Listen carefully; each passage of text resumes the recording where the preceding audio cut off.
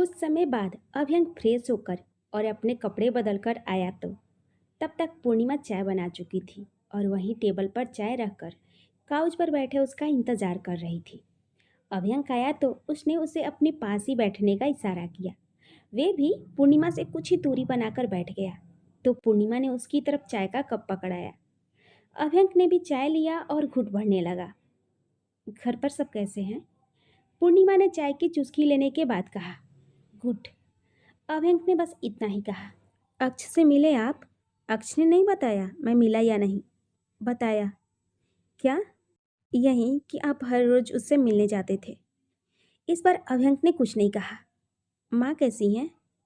रोज ही तो बात होती है आपसे, आपको ज़्यादा पता होगा। इतना कहकर वह फिर अपनी चाय पीने लगा। फिर काफ़ी देर तक दोनों चाय का घूंट भरते रहे पर दोनों में से किसी ने कुछ नहीं कहा। पर फिर चुप्पी को तोड़ते हुए पूर्णिमा ने ही कहा, मैं ऑफिस में मिलने आई थी आपसे, पर आप मिले नहीं। पूर्णिमा ने कहा तो इस बार भी अभ्यंक ने कुछ नहीं कहा। चाय खत्म हो चुकी थी पर अब तक अभ्यंक ने उसे एक तो बातों का जवाब देने के अलावा कुछ नहीं कहा। वे उठकर जाने लगा तो पूर्णिमा ने कहा, आप नाराज हैं मुझसे? उसका सवाल सुनकर वे कुछ देर यूं ही ठहरा रहा। फिर कुछ देर बाद बोला, क्यों? नहीं होना चाहिए, या फिर मैं उसके काबिल भी नहीं हूँ? इतना कहकर अभ्यंक बिस्तर पर जाकर लेट गया। वहीं पूर्णिमा पर उसकी बातों ने गहरा प्रभाव डाला था। उसका ये सवाल पूर्णिमा के दिल में तीर जैसा लगा। पूर्णिमा ने चाय का कप उठाया और उसे वॉश करके रख दिया। फिर वे भी अपने बिस्तर पर आकर दूसरी तरफ लेट गई। अभ्यंक गहरी नींद में सो चुका था। पूर्णिमा भी उसे देखते हुए कब गहरी नींद में चली गई उसे पता ही नहीं चला। इधर सुबह के 6 बजे कशिश की नींद खुली तो उसने खुद को बिस्तर पर पाया। उसे याद आया कि वह तो आधार के साथ रात को बाहर गार्डन में बैठी बातें कर रही थी। वह झटपट बिस्तर से उठी और बाहर आ गई। उसने देखा बाहर पंकज जी योगासन कर रहे हैं पर आधार उसे कहीं भी नहीं दिखा। वे पंकज जी के पास आई और उनसे पूछा, मामा जी, वे मैं आधार जी के लिए चाय बना दूं?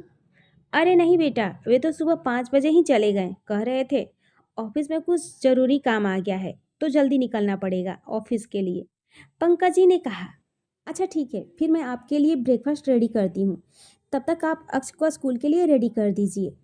इतना कहकर वह अपने बाल समेटती हुई रसोई के अंदर चल पड़ी। वहीं दूसरी तरफ पूर्णिमा और अभ्यंक रेडी थे इंडिया के लिए निकलना जो था उन्हें। अभ्यंक ने पूर्णिमा की फ्लाइट कैंसिल करवाकर अपने साथ उसकी टिकट बनवा ली थी। दोनों एक साथ एयरपोर्ट के लिए निकल गए पर इस बीच कुछ फॉर्मल बातों के अलावा उनके बीच कोई बात नहीं हुई। अभ्यंक इस बार काफ़ी बदला बदला सा लगा उसे और उसका ये बदलाव पूर्णिमा को बिल्कुल ही अच्छा नहीं लग रहा था। यूएसए से लेकर इंडिया तक यही हाल रहा। रात के करीब 11 बजे दोनों घर पहुंचे। वहां देखा तो चारों ओर अंधेरा ही अंधेरा था जिसे दोनों के मन में एक डर ने जगह बना ली। अभ्यंक आगे बढ़ा तो घर का दरवाजा खुला था पर चारों ओर सिर्फ अंधेरा और शांति थी। पूर्णिमा को भी डर लगा तो उसने अभ्यंक की बाह को थाम लिया। दोनों आगे बढ़ते जा रहे थे पर उन्हें कोई नहीं दिखा तो अभ्यंक ने सबको आवाज लगाया। फिर भी किसी का रिप्लाई नहीं आया तो इस बार उसका डर उस पर हावी होने लगा। उसने पूर्णिमा से कहा, फोन निकालिए अपना और लाइट दिखाइए, फिर ऊपर चलिए माँ के कमरे में। अभ्यंक ने कहा तो अंधेरे में ही पूर्णिमा ने हाँ में गर्दन हिलाया। वह मोबाइल निकाल पाती उससे पहले ही अचानक से घर की लाइट जल गई और एक साथ सबकी आवाज आई, कॉन्ग्रेचुलेशंस। दोनों ने देखा तो वहां पर एक साथ घर के सभी लोग मौजूद थे। इनफैक्ट पंकज जी और कशिश भी। हॉल में कुछ डेकोरेशन हुआ पड़ा था और टेबल पर बड़ी सी केक रखी हुई थी जिस पर लिखा था, कॉन्ग्रेचुलेशन अभ्यंक। अब सभी एक एक कर उसके पास आए और उसे अवार्ड मिलने को बधाई देने लगे। सबके चेहरे पर खुशी थी, बेहद ही खुशी, सिवाय दो लोगों के, एक लतिका जी और दूसरे उनके दामाद दक्ष प्रजापति की। सभी लोगों ने मिलकर केक काटा और खूब एंजॉय किया। बच्चों ने भी खूब एंजॉय किया क्योंकि अगले दिन रविवार का दिन जो था, ना स्कूल जाने की फिक्र ना ही होमवर्क का टेंशन। रात काफ़ी हो गई थी तो पूर्णिमा और अभ्यंक ने पंकज जी और कशिश को आज वहीं रोक लिया। पंकज जी गेस्ट रूम में सोने चले गए पर कशिश को अक्ष अपने साथ अपने और दक्षिता के कमरे में ले गया। अभ्यंक अपने कमरे में आने से पहले अपनी माँ के पास उनके कमरे में चला गया। थोड़ी देर के लिए पूर्णिमा अपने कमरे में आ गई। कमरा जैसे का तैसे मिला। वह आकर सीधे बिस्तर पर धम से गिर पड़ी और अपनी आंखें बंद कर सुकून महसूस करने लगी। आप दुनिया के चाहे किसी भी कोने में चले जाएं, आपके पास ऐशो आराम की चीज़ें भरी पड़ी हो, पर अपने घर का एक साधारण सा बिछावन भी जो सुकून और आराम देता है, वह दुनिया की कीमती से कीमती चीज़ें नहीं दे सकती। और अभी वही आराम और सुकून की अनुभूति पूर्णिमा को हो रही थी। वह अपनी बाहें फैलाए आंखें बंद किए बिस्तर पर लेटी थी कि उसकी हथेली में जैसे कुछ चुभा। उसने पूरी तरह से पकड़कर उसे उठाकर देखा तो वह दवाई का पत्ता था, जिसमें नींद की दवाइयाँ थी। उस दवाई को देखकर पूर्णिमा सोच में पड़ गई कि आखिर यह नींद की दवाई कौन लेता है। पर कुछ ध्यान आते ही उसकी आंखें हैरानी से बड़ी हो गई। वे जल्दी से उठकर बैठी और खुद से ही बोली, ये दवा, यह तो मिस्टर ओबराय के तकिए के पास रखी है। तो क्या वे ये दवा लेते हैं? पर उन्हें तो आज तक मैंने ऐसी कोई भी दवा लेते हुए नहीं देखा। वे सोच में गुम थी कि किसी ने उसके हाथ से दवा ले ली, या यूं कहें कि छीन ली। पूर्णिमा ने पलटकर देखा तो सामने अभयंक खड़ा था, और अब उसके हाथ में वह दवाई थी। वह बिस्तर से उठकर खड़ी हुई और बोली, ये दवा आप लेते हैं? आपको इससे मतलब? अभयंक ने भी बड़े ही रूखे लहजे में कहा। आप ऐसी बातें क्यों कर रहे हैं? कैसे कर रहा हूँ? जैसे करना चाहिए वैसे कर रहा हूँ। इस बार भी उसका लहजा रूखा ही था। आप बहुत ही बदल गए हैं, पूर्णिमा ने गहरी नजरों से देखते हुए कहा। पर इस बार अभयंक ने कुछ नहीं कहा। उसने वापस से वह मेडिसिन तकिए के नीचे रखी और अपने कपड़े लेकर चेंज करने चला गया। पूर्णिमा यूं ही खड़ी उसे देखती रही। अभयंक कपड़े बदल कर आया तो पूर्णिमा भी अपने कपड़े लेकर चेंज करने चली गई। वह जब वापस आई तो अभयंक लैपटॉप लिए कुछ काम कर रहा था। पूर्णिमा ने एक नज़र घड़ी पर डाली, फिर उसके पास गई और बोली, बहुत रात हो गई है, सो जाइए, बाकी का काम कल कर लीजिएगा। पर अभयंक ने कुछ नहीं कहा और अपना काम करता रहा। पूर्णिमा ने कुछ देर इंतजार किया कि शायद वह कुछ बोले या फिर लैपटॉप बंद करके सोने चला जाए, पर अभयंक ने ऐसा कुछ भी नहीं किया।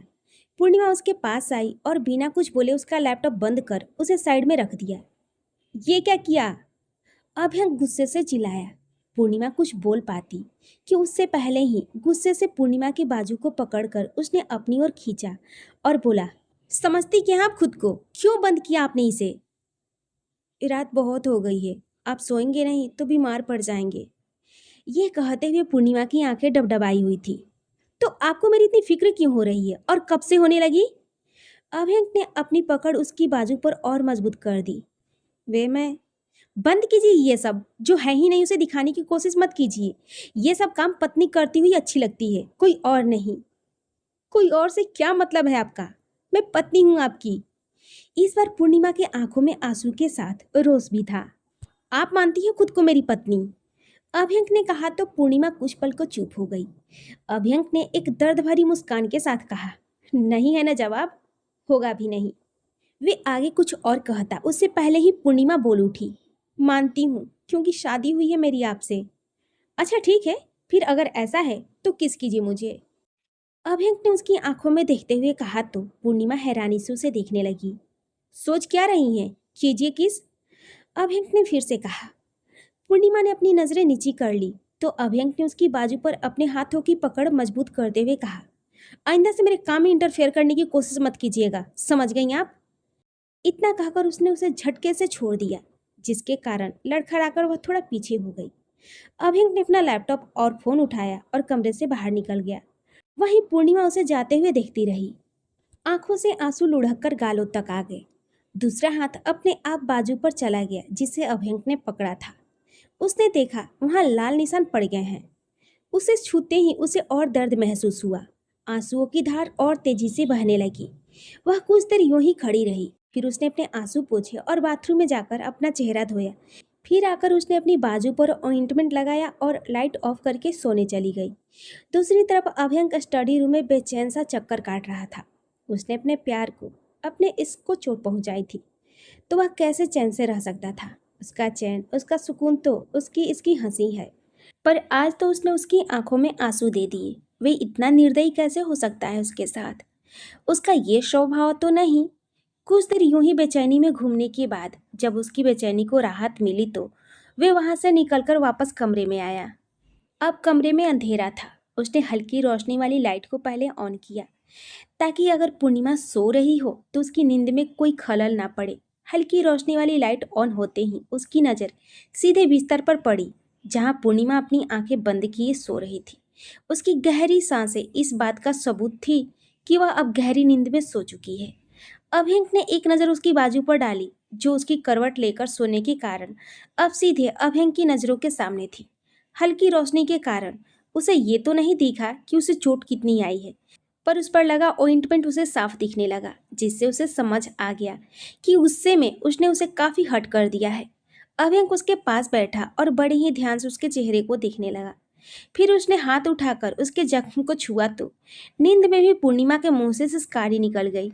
ये देखकर अभिंक के दिल में एक दर्द सा उठा, जिसकी रंगत अब उसकी आंखों में भी दिखने लगी। अब उसके लिए वहां रुकना जैसे मुश्किल हो गया। वह बिना देर किए वहां से उठा और तेज कदमों से बाहर निकल गया। वहीं उसके जाते ही पूर्णिमा ने अपनी आंखें खोल दी। कुछ पल बाद उसने फिर से अपनी आंखें बंद की तो बंद आंखों की कोर से आंसू की धार बह गई। उसने अभी जो महसूस किया था, अभियंक का अव्यक्त प्रेम, जिसे उसने ना बोलकर व्यक्त किया और ना ही छूकर, जिसमें ना शब्द थे ना स्पर्श था, तो बस एक एहसास, उस एहसास ने जब पूर्णिमा के दिल पर दस्तक दी तो भावनाएं आंसुओं के रूप में बह निकली। इधर अक्ष और दक्षिता के सोने के बाद आधार उसी कमरे में आ गया और इस समय वे और कशिश दोनों फर्श पर बैठे बातें कर रहे थे। चारों ओर बच्चों के खिलौने बिखरे पड़े थे और उनके बीच दोनों की बातें जारी थी। कितनी अजीब बात है ना, कल मैं तुम्हारे घर पर रुका था और आज तुम यहाँ हो। आधार ने हंसते हुए कहा। हाँ, मैं यहाँ हूँ, पर मेरे होने में और आपके यहाँ होने में फर्क है। कशिश ने कहा। कैसा फर्क?